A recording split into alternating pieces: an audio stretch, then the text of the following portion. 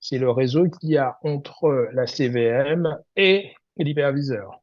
Je vois que la CVM a point 2 et l'hyperviseur a point 1 sur ce réseau interne, hein. Pourquoi je dis ça? Ouais, Et donc dans il chaque... y avait écrit Oui, backplane LAN, ça veut dire quoi? La notion de backplane. ouais, chaque chose en son temps, on expliquera ça après, il n'y a pas de souci. Mais en fait, ça permet de partager, ça permet d'éviter que le trafic de stockage utilise le même que le trafic de management, en fait. Mais on reviendra là-dessus, hein. Ce sera expliqué, ça, pas de souci. Quoi d'autre? Ici, je reviens juste rapidement là-dessus. Euh, mon Prism. Le Prism, en réalité, on a dit, on l'a vu, hein, il tourne dans chacune des CVM. Et quand vous attaquez l'interface graphique ici, vous avez vu que j'ai attaqué 172.16.0.41. D'accord? Mais donc, j'ai pas attaqué 11, ni 21, ni 31. Parce que j'ai donné ici une adresse au cluster. Quand je clique sur la cluster, regardez mon cluster, j'ai dit qu'il a l'adresse 172.16.0.41. Donc, si je le mets d'après mon schéma, j'ai décidé que le cluster lui-même aurait une adresse .41. Cette adresse .41, en réalité, elle a été récupérée par une des CVM. Donc, je sais, moi, c'est que c'est la 21. OK. Donc, la CVM qui a l'adresse .21 porte aussi l'adresse .41. Simplement, il porte l'adresse 21 sur son ETH 0 et 41 sur son ETH 0 2.1. D'accord? Donc, ici, on peut le voir. Donc, c'est bien mon adresse 41. Je retourne en ligne de commande. Ici, ifconfig, enfin, je fais un all SSH ifconfig ETH 0 2.1. Bon, ETH 0 2.1. Comme la commande, j'ai demandé un all SSH, elle est renvoyée sur toutes les CVM.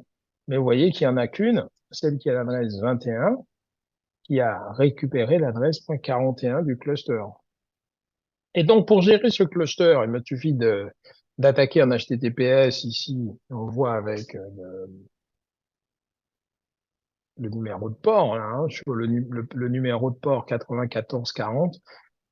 Si vous attaquez HTTPS, il faut bien préciser 9440 pour le numéro de port, c'est pas 443, hein. Par contre, si vous attaquez un HTTP, il vous renvoie directement sur la bonne en HTTPS. Vous êtes redirigé quand vous faites HTTP en HTTPS avec le bon numéro de port, il n'y a pas de souci. Mais par contre, si vous mettez HTTPS, il faut bien mettre le numéro de port, hein. Et donc, me connecter ici, d'accord, ou me connecter donc sur le 41, ou alors tout simplement dire 172.16.0.11, d'accord? D'accord, ça c'est une des CVM. Bah, en réalité, je suis sur le même cluster, d'accord? Si je me connecte admin, là, je suis sur le même cluster et je vais manager le même cluster. Bien sûr, je vais mettre le bon mot de passe. Mot de passe, c'est ça.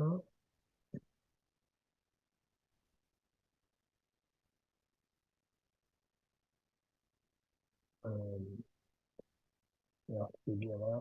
Excusez-moi, ouais, ici, admin avec le mot de passe.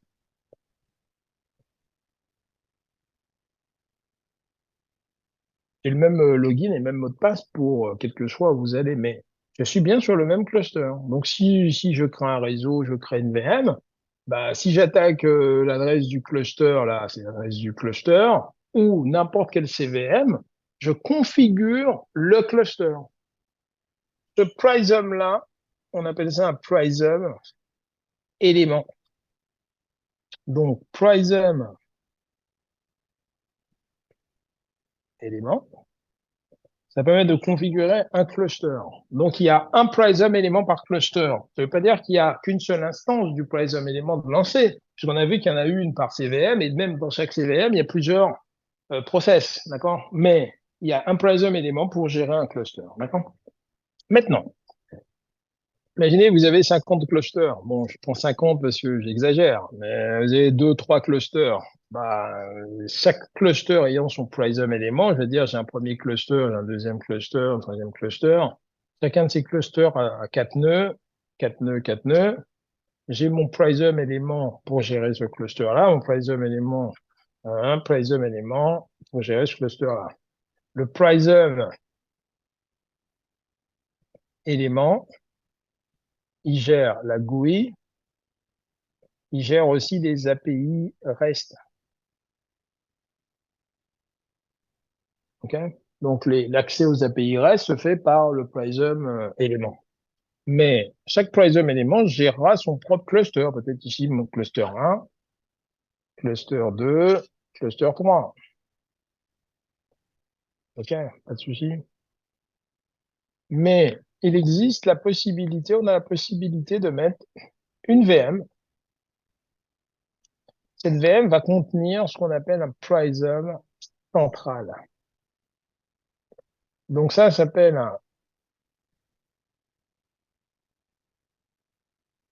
c'est sous la forme d'une VM. Et on va mettre sous le contrôle de ce Prism central nos Prism éléments. Et donc, on va avoir, grâce à ça, une gestion centralisée de plusieurs Prism éléments. D'ailleurs, quand on dit un Prism élément, c'est un cluster qui gère un cluster. Ce cluster peut être en AHV, et celui-là peut être en vSphere, hein, géré par le même Prism central. Ça peut être aussi un autre AHV, ou ça peut être un Hyper-V. Et donc, j'ai un point de gestion central de plusieurs clusters Nutanix, et le soft qui me permet de gérer ça s'appelle un Prism central. C'est une VM qui est déployée à part, qui peut être déployée sous la forme d'une seule VM ou d'un cluster de 3 VM. Donc, pourquoi 3 VM? Simplement pour gérer la charge et puis la redondance, hein, tout simplement, hein, d'accord? Donc, mais je suis pas obligé. Je peux très bien regarder ici, dans le cluster que vous allez utiliser, j'ai un Prism, un cluster ici classique avec 3 nœuds et son Prism élément. Mais j'ai aussi un deuxième cluster ici, un lab cluster B. Ici, un deuxième cluster. Et dans ce lab cluster B, bon, c'est un cluster, c'est un petit cluster, il n'y a qu'un nœud.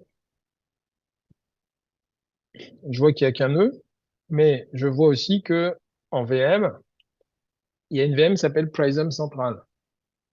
Ce Prism Central, c'est une VM, et ce Prism Central, en tant que VM, parce que ce qu'on a fait, on a connecté, pardon, je reviens sur mon lab cluster 1, qui est là.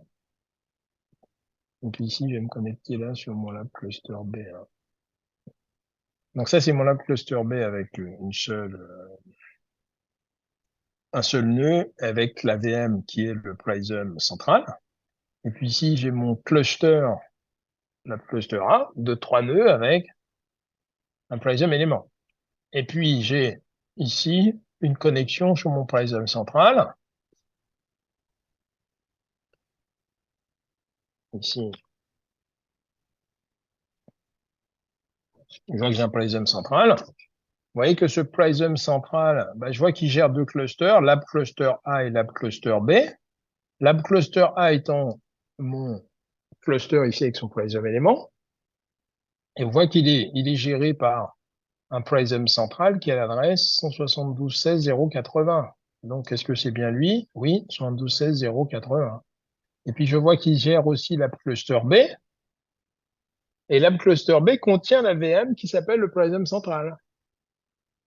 Donc, en fait, votre Prism central, c'est une VM, ou ça peut être 3 VM, qui tourne tout simplement peut-être ici comme des VM dans un cluster, mais on a mis sous le contrôle de ce Prism central les Prism éléments. Ce qui fait que moi, je veux créer une VM, euh, je peux soit agir directement dans le cluster en question, je vais dans VM, et puis je vais dans Create VM, je crée ma VM, d'accord? Mais je peux aussi directement aller sur mon Prism central. Ici, je vais dire, je veux gérer une VM, VM, nouvelle, create. Comme je suis sur un point central, eh ben, il va me demander où il va créer la VM, dans quel cluster je veux créer la VM.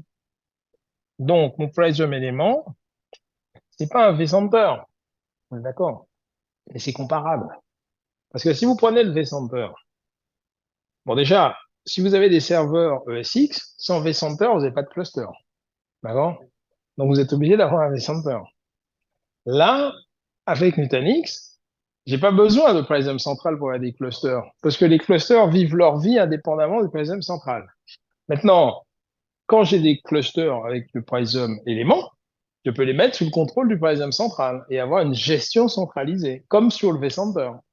Mais sauf que chez VMware, vous avez le vCenter, vous créez vos clusters, vous mettez les nœuds et tout est géré, machin. Là, je suis pas obligé, d'accord?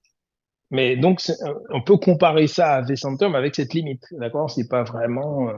Euh, c'est pas vraiment la même chose. Pas de souci. Donc, mon Prism central, j'ai une gestion centralisée. Et puis aussi, c'est pas tout. Ça me permet de faire ce qu'on appelle du single sign-on. C'est-à-dire qu'une fois que je suis logué, moi, sur le Prism central, ah ben, j'ai plus besoin de me loguer sur mes Prism éléments, puisque je peux créer des VM, me reconnecter depuis le Prism central. Donc, imaginez, vous avez 50 clusters, c'est quand même confortable, d'accord? Après, c'est pas tout. Au niveau de Nutanix, le Prism central, c'est la plateforme sur laquelle Nutanix, quand vous voulez faire, par exemple, du cloud, vous installez Calm. Si vous voulez faire du stockage objet, etc., si vous voulez faire de la micro-segmentation, vous avez un outil qui s'appelle Flow, etc. Donc, c'est sur le Prism central que c'est une plateforme de management de fonctionnalités, on va dire, d'accord? C'est-à-dire que toute fonctionnalité supplémentaire, j'ai entendu un bruit, j'espère que c'est pas mon casque qui est parti. On trouve juste si mon casque est toujours là. Oui, il est Non, toujours on là. vous entend toujours. Ah, ok, très bien. Qu'est-ce que je veux dire? Chez Nutanix, par exemple, comparons avec VMware. Vous avez vSphere, mais vous voulez faire du cloud, vous êtes obligé d'acheter soit euh, euh, vCloud Director ou VR, qui s'appelle ARIA quelque chose maintenant. Eh ben, tout ça, c'est des interfaces de management séparées. Si vous avez vCloud Director, bah, il y a une connexion à vCloud Director. Si vous avez NSX, il y a des connexions à NSX qui sont différentes. Dans Nutanix, si vous voulez faire l'équivalent de NSX, c'est Flow, la micro-segmentation, eh ben, tout ça se fait depuis le Prism central. Si vous voulez faire du cloud, c'est Calm, oui, depuis le Prism central. Calm, c'est plus. Si vous voulez faire du stockage objet, c'est depuis le Prism central. Donc tout est dans le Prism central. Toutes ces fonctionnalités sont dans le Prism central.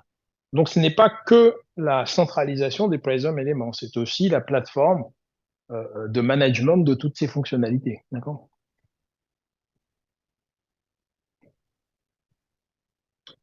Bon, ici, là, on vous parle d'un Prism. Forcément, si c'est pour gérer un cluster, c'est le Prism élément. D'accord? Maintenant, les nœuds Nutanix, bon, on parle de nœuds, de blocs et de clusters. Très important à comprendre, ça. Bon, vous avez des nœuds. Quand vous rajoutez des nœuds dans le cluster, vous pouvez dire, c'est 99% des cas, hein. Quand on rajoute des nœuds, c'est des nœuds HCI. C'est-à-dire qu'ils vont porter à la fois du stockage et du compute. C'est-à-dire, il y aura des VM qui vont tourner dedans et puis il y aura du stockage. Mais vous pouvez très bien rajouter dans un cluster des nœuds pour faire que du stockage ou des nœuds que pour faire que du compute. D'accord?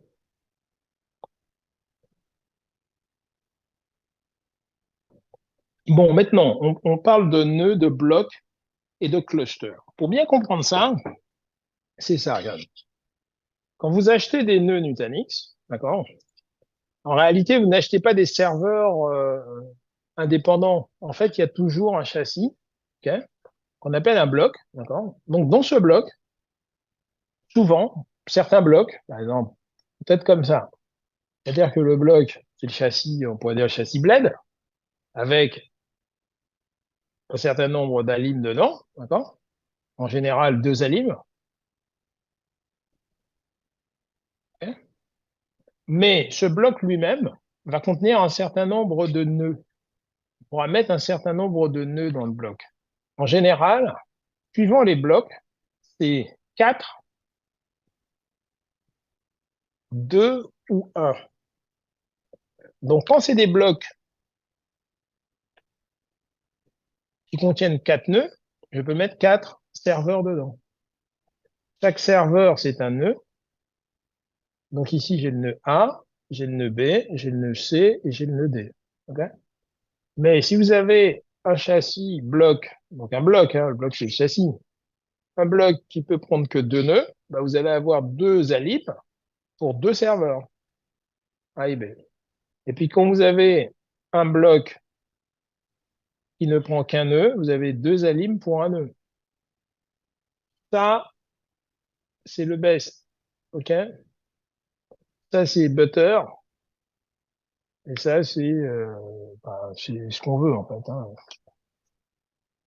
C'est-à-dire que si vous avez un bloc qui contient 4 nœuds, si vous perdez une alim, ok, vous avez encore une alim, mais si vous perdez 2 alims, vous perdez 4 nœuds. Et là, vous êtes dans la merde. Si vous avez des blocs qui contiennent qu'un nœud, perdez une alim, vous n'avez pas perdu le nœud, vous perdez 2 alims, mais vous perdez qu'un nœud. D'accord? Très bien. Et donc, on a dit qu'on avait des tolérances, des replication factors, ce qu'on appelle combien de fois je réplique les données. Je réplique les données 2 fois ou je réplique les données 3 fois chez Nutanix. D'accord? D'ailleurs, depuis la version 6.5, on peut répliquer. Donc, par défaut, c'est RF2, ça c'est le default. C'est-à-dire que les données sont copiées 2 fois. On peut passer en RF3, ok? C'est pas le défaut. Mais l'intérêt quand vous êtes en RF3, eh ben, comme vous avez 3 copies de la donnée, vous pouvez en perdre 2. Donc, vous avez une tolérance de panne de 2. Donc, en RF3, ma fault tolérance, elle est de 2. En RF2, ma fault tolérance, elle est de 1. Depuis la version 6.5 de Nutanix, on peut avoir un RF1. C'est-à-dire que les données ne sont copiées qu'une fois. Bon, euh, à éviter, hein. Exactement. C'est-à-dire que j'ai pas de tolérance de panne. C'est-à-dire je perds, je perds. Bon, et VMware avec vSAN, on peut faire du RF1, RF2, RF3 et RF4. C'est-à-dire on peut copier 4 fois. Hein. C'est-à-dire que si je copie 4 fois, j'ai une tolérance de panne de 3. Hein. C'est-à-dire que je peux perdre 3. Mais bon, attention, c'est pas sans conséquence. Parce que quand vous dites RF2, si vous avez 100, bah, faut multiplier par 2. Ici, 100 multiplié par 3. Et là, c'est multiplié par 4. Donc, quand vous multipliez par 4, bah, vous avez un Tera, c'est 4 Tera que vous avez besoin. Hein. OK, bon, chez Nutanix, c'est RF2, RF3, et puis on a dit RF1 éventuellement, qu'on peut activer depuis la version 6.5. Pourquoi je vous parle de ça? À cause des nœuds et des blocs? Oui. Donc, je reviens sur mes nœuds. Il faut bien comprendre la notion de nœud et la notion de bloc. Dans un bloc, tous les serveurs sont identiques. OK? Dans un bloc, si par exemple vous avez de la génération 9, vous avez un bloc 4 nœuds, c'est que des générations 9, les mêmes. D'accord. Par contre, ces nœuds qui sont dans des blocs vont former ce qu'on appelle des clusters. Comment ça se passe sur un cluster? Imaginez, je vais prendre un exemple, j'ai 3 blocs, qui contiennent 4 nœuds, hein, qui peuvent contenir 4 nœuds. Je me retrouve avec 12 nœuds potentiels. Eh ben, je peux créer un cluster comme ça. Je peux très bien dire, je crée un cluster C1, un cluster C2, un cluster C3. Puis le cluster C1, je prends les 4 nœuds qui sont là, et le cluster C2, les 4 nœuds qui sont là. Ça, c'est possible. Mais je peux aussi faire ça. Je peux dire, je crée un cluster. Excusez-moi, parce que il y a la barre zoom qui vient toujours devant le truc. Je peux dire aussi, je crée un cluster C1 et je prends les 12 nœuds des 3 blocs. Ici, mon bloc B1, B2. Donc, je crée un cluster de 12 nœuds. Ces 12 nœuds sont composés sur 3 blocs. Je peux aussi, regardez, faire ça. Je peux très bien avoir un cluster C1. Mon cluster C1, je vais dire, il comprend les 4 nœuds du bloc B1. J'ai un cluster C2 qui comprend les 4 nœuds du bloc B2. OK? Et puis, mon C1, je vais étendre sa capacité en prenant le nœud A et le nœud B du cluster du bloc B3. Et puis, le cluster C2, je veux étendre sa capacité, je vais faire en rouge ici, en prenant les blocs C et D du cluster du bloc B3. Donc, en fait, dans un cluster, il n'y a pas de... Un cluster, c'est un certain nombre de nœuds. D'accord? C'est 3 nœuds minimum, d'ailleurs, dans un cluster, 3 nœuds. La limite, après, ben, il n'y en a pas. Enfin, il va en avoir une par licence. On parlera après. Mais on va dire, en théorie, il n'y en a pas. Mais dans mon cluster, moi, je parle de cluster porté par les CVM pour le système de stockage. D'accord? C'est-à-dire qu'en réalité, vous avez ici le cluster qui permet de créer le système ADSF, donc porté par les CVM. Mais vous avez le cluster de l'hyperviseur. Votre hyperviseur, imaginez que ce soit du vSphere. Ben, les clusters vSphere ont une limite, d'accord? 64, 128 nœuds, etc., suivant la version de vSphere que vous avez. Euh, les clusters Hyper-V ont une limite que je connais pas, mais ils ont une limite. Chez Nutanix, il n'y a pas de limite dans le cluster. Le cluster porté par les CVM n'a pas de limite. Et si vous mettez comme hyperviseur AHV, AHV se calque sur le cluster de la CVM. C'est-à-dire qu'il n'y a pas de limite. D'accord? Et donc, il y a bien une différence entre les clusters créés par les CVM pour créer le système de fichiers distribués et les clusters créés par l'hyperviseur, d'accord, pour gérer les VM, etc. D'accord? Si c'est de la HV, c'est le même, d'accord? C'est les mêmes capacités. Mais pourquoi j'explique ça? Votre cluster Nutanix, imaginez que vous décidez de, vous avez 256 nœuds. 256 nœuds. Décidez de créer un cluster de 256 nœuds. Vous allez avoir un système DSF là qui est compris sur 256 nœuds. Chaque nœud a une CVM et chaque CVM a 256 nœuds. Mais si vous avez du vSphere, eh ben, vous êtes obligé de segmenter ça en cluster vSphere. Donc imaginez, vous dites, moi, c'est 64 nœuds. OK? Ben, ça vous fait quoi? Ça vous fait 4. Ça vous fait 4 clusters vSphere de 64 nœuds qui auront le même système DSF. Donc en réalité, c'est pour vous dire qu'il n'y a pas de relation entre le cluster VMware et le cluster Nutanix. Tout comme, regardez, je peux avoir cette solution-là. Je peux très bien dire, j'ai sur un site ici à Paris, j'ai un autre site à Fontainebleau ici, j'ai un cluster avec 4 nœuds, c'est un. J'ai un cluster ici avec 4 nœuds, c'est 2. Ici, comme c'est un cluster, ben, j'ai un système DSF ici qui est différent du système DSF qui est là. Parce que le système DSF à Paris, il est porté par 4 nœuds. Le système DSF à Fontainebleau est porté par 4 nœuds. Mais moi, j'ai décidé de mettre du vSphere.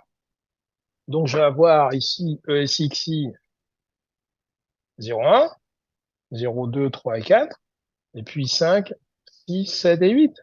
Ben, je peux très bien mettre ça sous un vCenter, sous un data center, créer un cluster, vSphere, hein. Et dans ce cluster vSphere, mettre mes ESXi 01, 02, 3 jusqu'à 08. OK? Et donc, je me retrouve avec mes 8 nœuds dans un même cluster vSphere. Mais ils utilisent deux systèmes de fichiers différents. Un qui est porté par le système DSF qui est à Paris, l'autre qui est porté par le système DSF qui est à Lyon. Donc, il n'y a pas de relation. Ici, on va bientôt faire la pause, hein, déjeuner, hein, d'accord. Euh, il n'y a pas de relation entre le, le cluster porté par les CVM et le cluster porté par l'hyperviseur. C'est pas complètement vrai. Il n'y a pas de relation quand c'est un hyperviseur vSphere ou Hyper-V. Par contre, quand c'est de la HV, c'est le même nombre de nœuds, hein, d'accord? Quand c'est HV, on peut pas différencier, d'accord? Quand c'est HV, hein, d'accord? Maintenant, est-ce que j'ai des limites dans le nombre de nœuds du cluster? Un cluster, c'est minimum 3 nœuds, ok? Si vous voulez créer un cluster Nutanix, il vous faut 3 nœuds, ok? Avec 3 nœuds, vous ne pouvez être que en replication factor de 2, d'accord? Si vous voulez passer en replication factor de 3 dans un cluster Nutanix, il vous faut 5 nœuds minimum. Mais à ce moment-là, dans les deux, hein, c'est sans Erasure Coding. Si vous voulez utiliser cette fonctionnalité qui s'appelle Erasure Coding, il vous faut plus un nœud à chaque fois. Donc, il vous faudra 6 nœuds minimum si vous voulez faire du RF3 et 4 nœuds minimum si vous voulez faire du RF2. Pas de souci? Très bien. Bien sûr, avec la tolérance de panne, on l'a dit, hein. Bon, c'est simple, hein. Fault tolérance égale replication factor moins 1. Hein. Pourquoi moins 1? Puisque je veux conserver une copie. Donc, plus, si par exemple j'ai un replication factor de 3, si je veux conserver une copie, bah, ça me donne un faute tolérance de 2. D'accord? Bien.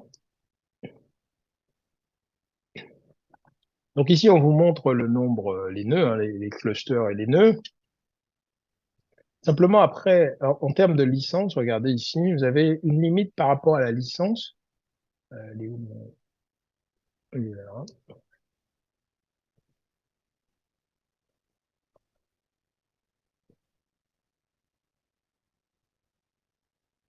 Ici, en termes de licence, en réalité, vous avez trois niveaux de licence pour les hommes éléments, Starter, Pro et Ultimate. D'accord? En fait, ça se passe comme ça. Quand vous avez Starter, vous êtes limité à 12 nœuds maximum dans le cluster. C'est-à-dire que vous pouvez étendre votre cluster de 3 jusqu'à 12. Voilà. 3,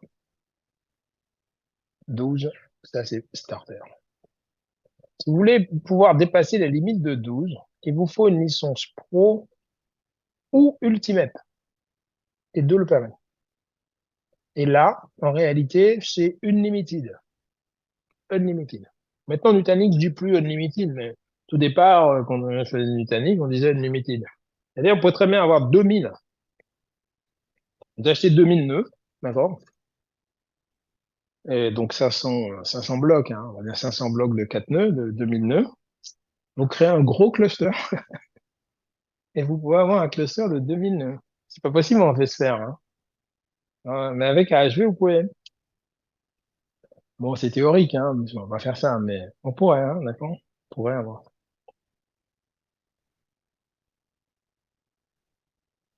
Donc, qu'est-ce qu'on vous dit? Un single cluster can have one, two or three, okay? Or four or more nodes. Bon, attention, c'est vrai et c'est pas complètement vrai cette phrase, parce que moi je vous ai dit qu'un cluster c'est trois nœuds minimum, d'accord? Bon, c'est trois nœuds pour les clusters qu'on appelle scalable, d'accord? C'est-à-dire que quand on dit que le cluster est scalable, c'est-à-dire que vous pouvez rajouter des nœuds. Donc, c'est 3 nœuds minimum.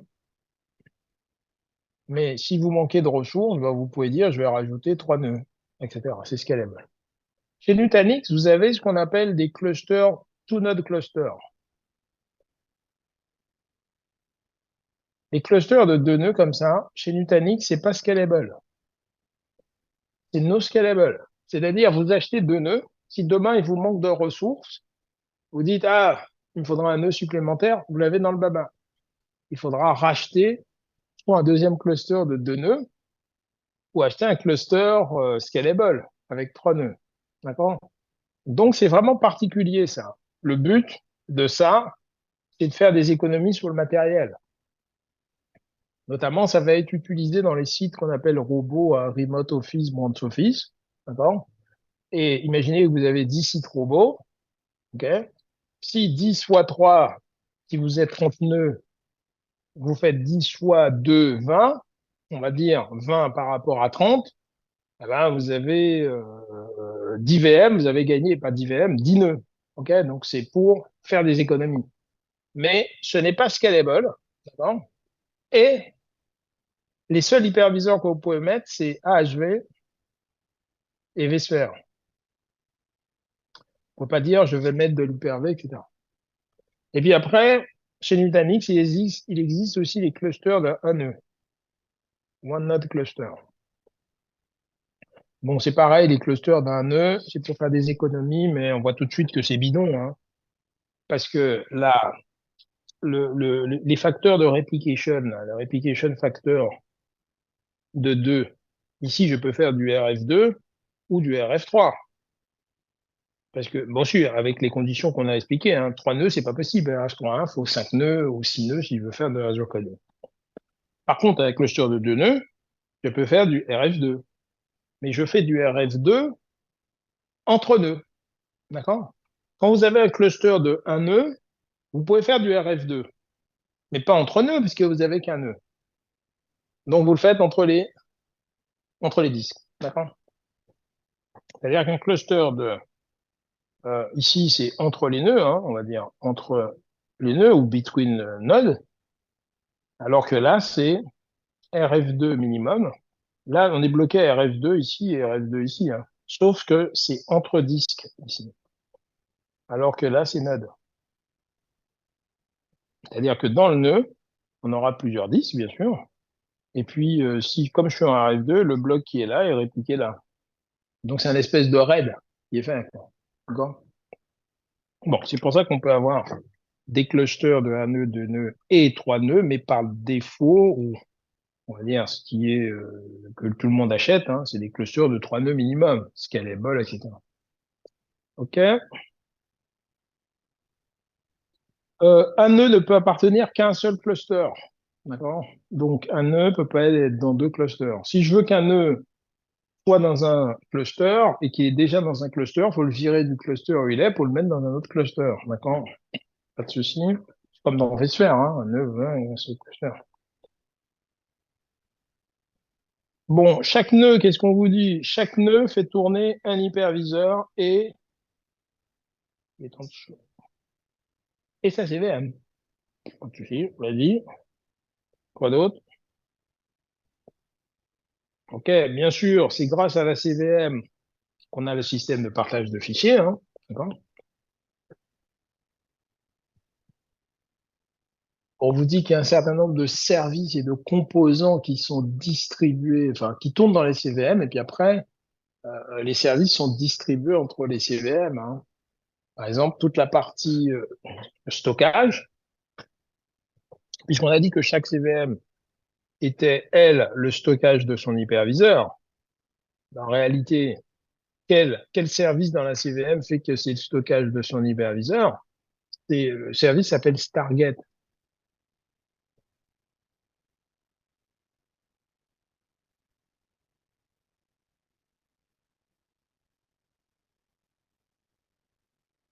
Okay, donc, c'était cluster status. Le service, ça s'appelle Stargate. C'est lui qui gère les IO des hyperviseurs. Là, là, vous voyez,